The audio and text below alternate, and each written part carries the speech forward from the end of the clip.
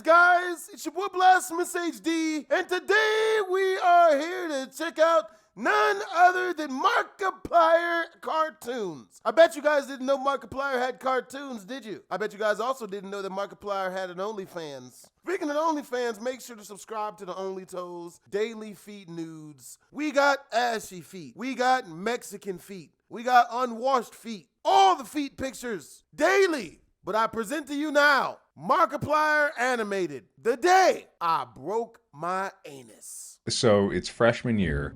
I wanted to do like an activity. What I tried to do was parkour. And it was like supposed to be a quote unquote beginner parkour thing.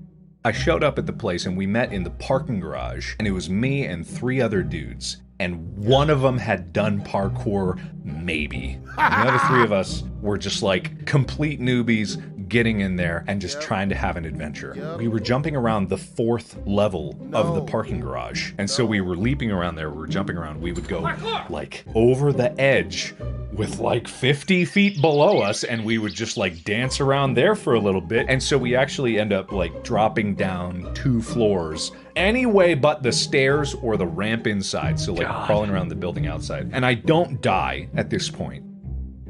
But we get down to the 2nd level, and it's time to drop from the 2nd story and do a sweet tuck and roll into this little grass patch. So the first guy goes, and he goes like drop and tuck and roll, and it's perfect, and he's fine. And then the 2nd guy goes, and he manages to do it, a tuck and roll. And it's at this point that I realized they assumed I knew how to do a tuck and roll, which I had never done in my life.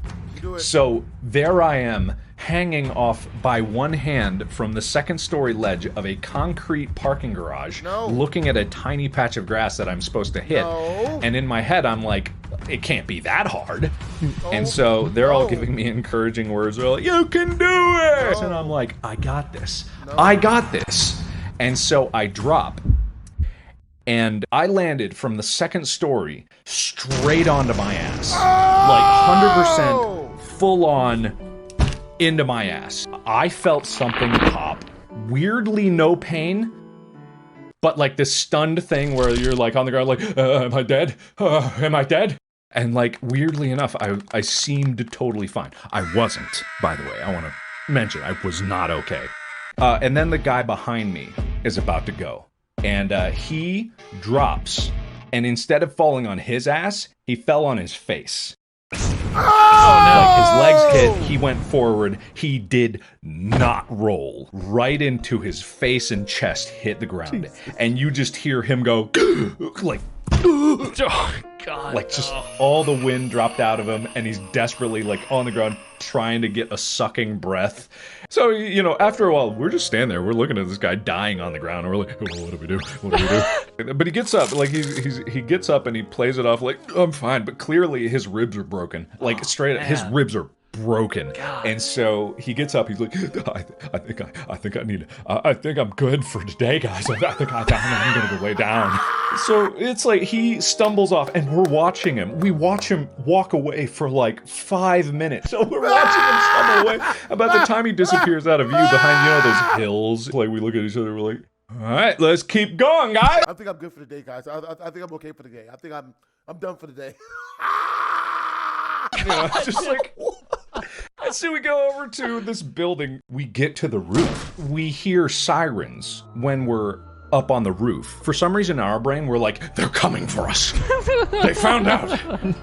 We went into the forbidden zone. And like, you know, we're like, they're gonna get us on this roof. We've committed horrible crimes. So we all panic, right? So we panic and we run off. And then again, they drop down from this 2nd story ledge onto this grassy part. So I find myself once again hanging by one hand from a 2nd story ledge looking down. But in my mind at this moment, I'm like, okay, I went backwards that last time. I'll go forwards this time. I know what my mistake was. No! And so I drop, and I'm like, forward, forward, forward. I saw them roll on like their shoulder. And so my legs hit the ground. I go forward, and I put 100% of my weight right onto my shoulder, and I don't move. And it's just like I hit the ground, my shoulder just Well, thank God you did it the right way that time. Yeah, thank God you rolled forward, saved it. I like am down there for a while. And I'm like, I'm okay. And I look up and they're gone.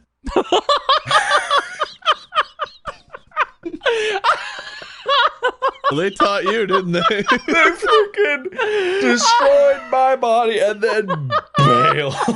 I think the only way that could be better at all is if you look up and there's like two cops just standing there. Just like, we know where you were. That's the forbidden roof. I hope they lost their parkour teaching license after this.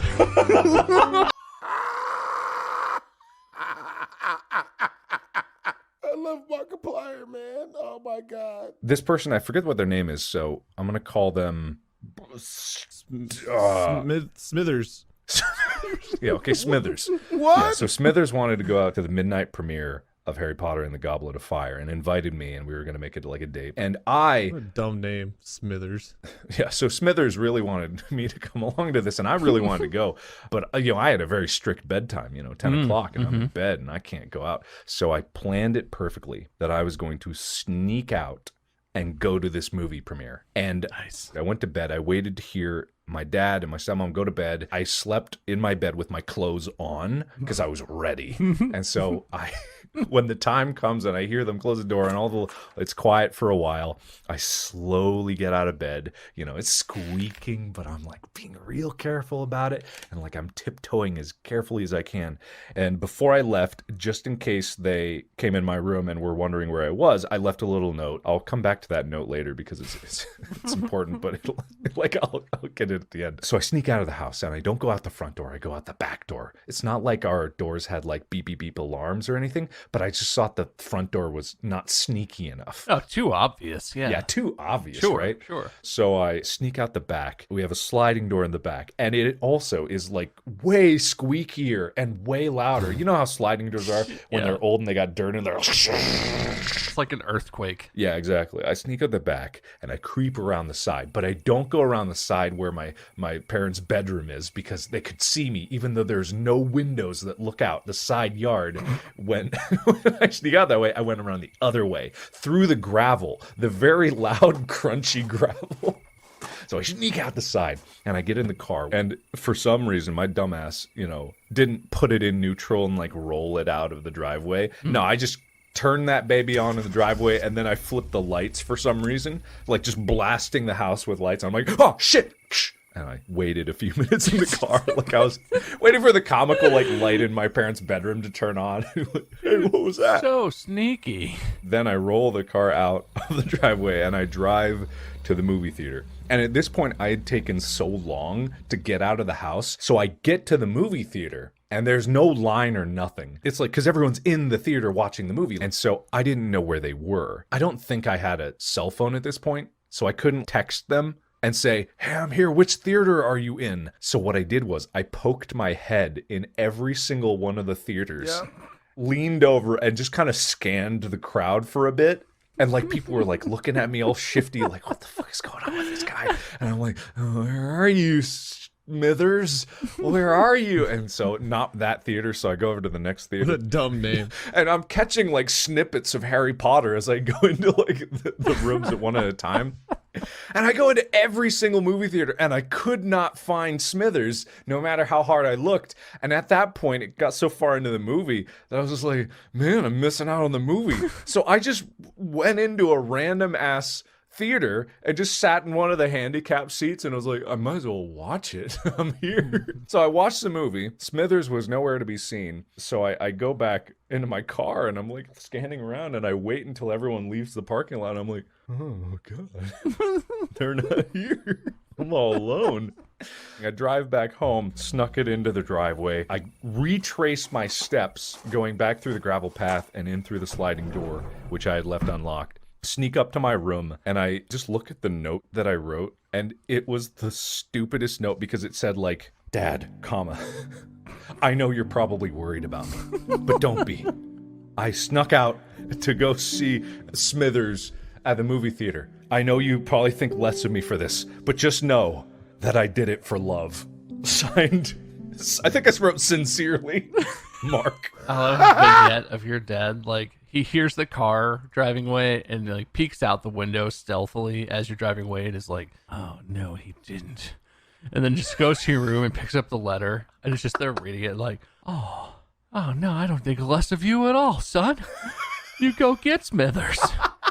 Oh, and he just like puts the note back and is like, well, just pretend.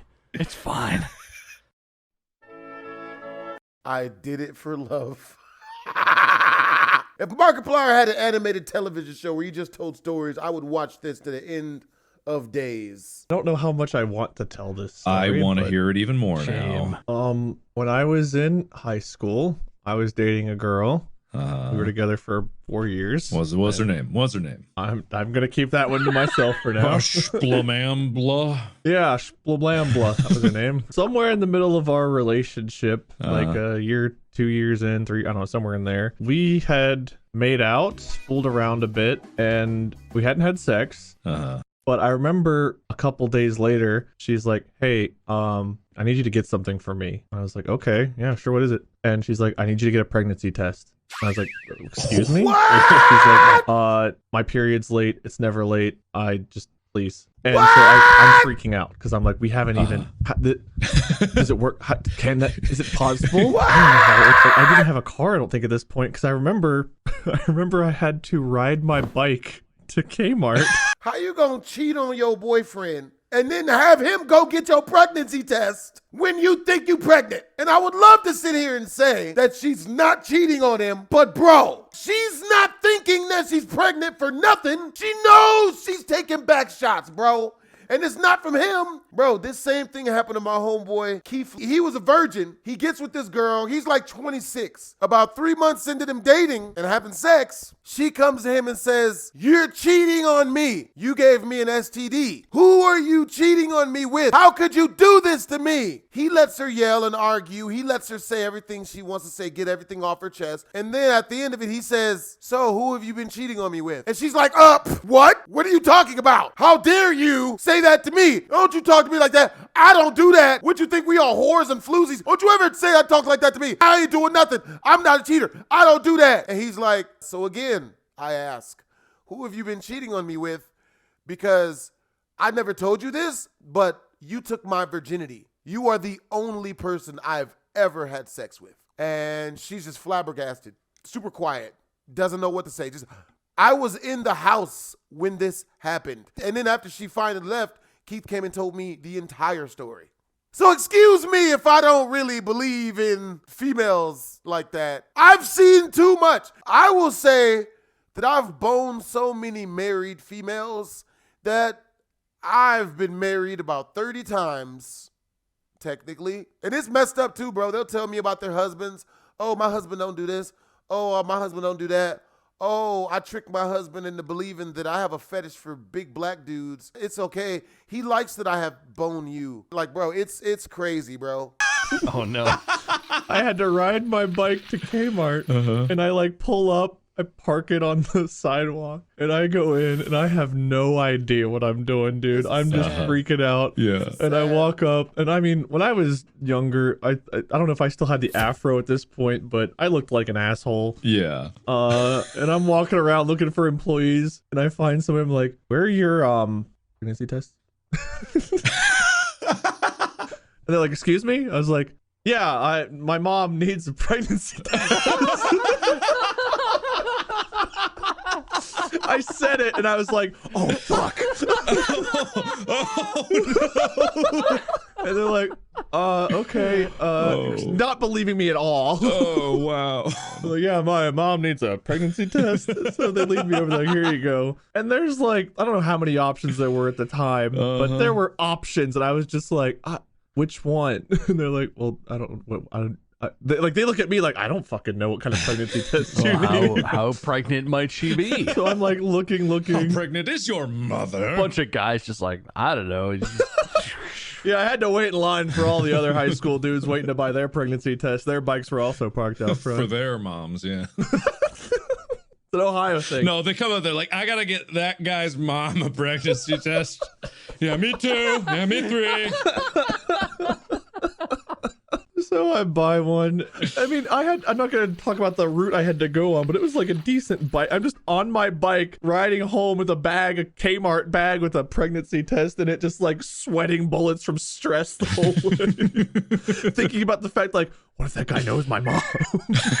And I remember I was like, just please don't run into anybody. Please don't run into anybody. I love how through all of this, he has not thought about the one question that is on my and everybody's mind. Why haven't you asked her how she got pregnant if you're not having sex with her? I'm not gonna do it, bro. I'm not built to get cucked. The minute I'm with a female and she shows me that she's being unfaithful or she's drowning in infidelity, I throw the hoe out. It's over, bitch. I mean, she can still suck meat, but that's it. I'm not gonna date this slut. I refuse to be the laughing stock. Because in my brain, I know this might not be the truth, but like if I'm with a chick and I know she being unfaithful, she probably telling everybody else but me. I'm out here looking super stupid. Because if I make a girl my girlfriend, then I treat her good. I take her to fancy hotels. I'm taking her on trips. That's why I make a female wait 6 months of us talking before I make her my girlfriend, because I got to see how this whole move, bro. Of course, my mom's like in the driveway as I get there. Like, oh, what'd you do? What were you doing at Kmart? I was like, oh, just grabbing a treat.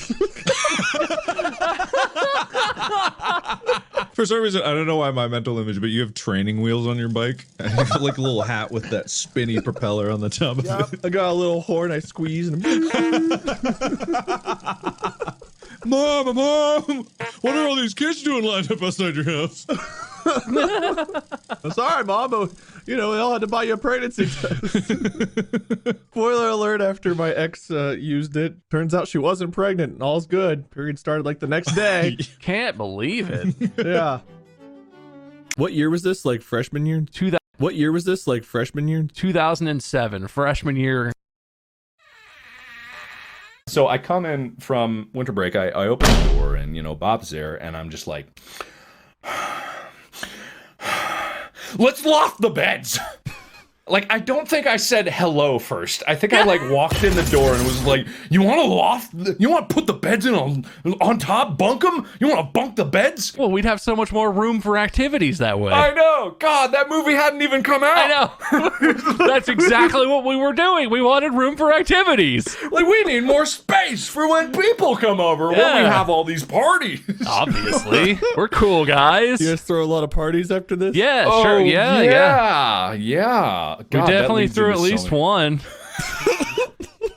we did throw one. God. Great. I can't wait to hear how worth it this was. So Mark enters, and so our current setup, we basically split the room in half, right? But it's not that big of a room. Like, if we were standing shoulder to shoulder, we'd probably take up the whole width of the center of that room. Yeah. So, if you bunk one bed on top of the other, you get like a quarter of the room. But the way the beds are supposed to go together when you bunk them, you're supposed to, one, lower the height of the bed that goes on top, because when they're on the floor, the bed is like all the way up on the highest setting it can go, right? So you can put stuff under it. Okay. But if you leave it like that and then put it on top of another bed, there's like maybe a foot between the bed and the ceiling. Yeah, really, like legitimately. So you're supposed to change that, but that required like tools or, I don't know, knowledge. We didn't know how to do that, so we didn't do that. Of course not. So we're looking at this and we're like, yeah, I don't think we can't adjust your bed. I think, and Mark is like, that's fine. I'll sleep up high. Good air up high. It'll be fine. Good air. Like, we get past that hurdle. The other thing about this is, other than the fact that you're supposed to, one, ask for permission and two, ask for help from adults, there's supposed to be a thick metal pin in each of the four legs that lock it in place so that they can't slip off. That seems crucially important, Sure right? does. And then we're looking and we're like, all right, metal pins. We don't have metal pins. And I don't know, I think it was you, Mark. I gotta give credit where it's due. We're sitting there like brainstorming, and Mark like goes into his wardrobe and turns back to me with a pair of scissors and a plastic clothes hanger. No! And is like, if we just snip this straight part of this clothes hanger, it's like metal pins. It was the perfect size. It fit perfectly. perfectly. It was the right diameter. It has, I'm pretty sure, plastic clothes hangers you can snap with your bare hands have the same tensile and shear strength as metal pins. So, like, yeah, he looks at me, and of course, he holds up the scissors and then the thing, and I look at him, and I'm like, perfect. How big do you think they need to be? Let's do this. No hesitation at all. Oh, Jesus. Yeah. Oh. And my favorite part of this whole thing, we eyeball them to the same-ish length, set them all in. We hoist the bed up really precariously, set it on the pins. One of the 4 pins was like half an inch longer than the other ones, and it was half an inch too long. Yep. So the bed, the weight of that corner of Mark's bunked bed, which is now like 10 feet off the ground, the weight of that bed is sitting on the plastic clothes hanger. And we sort of like, I don't remember the conversation, but we looked at it for maybe a second, like 10 seconds total. And then Mark was just like, fuck it. Of course. Yeah. And just climbed up. And so for the entire rest of that school year, Mark's bunk bed, 1/4 of the legs was supported by like a 1/4 inch thick piece of plastic. You should be fucking dead. There you have it. Markiplier animated stories. Far funnier than I thought they would be. Make sure to comment, like, and or subscribe. It's your boy BlastphamousHD. Twisms.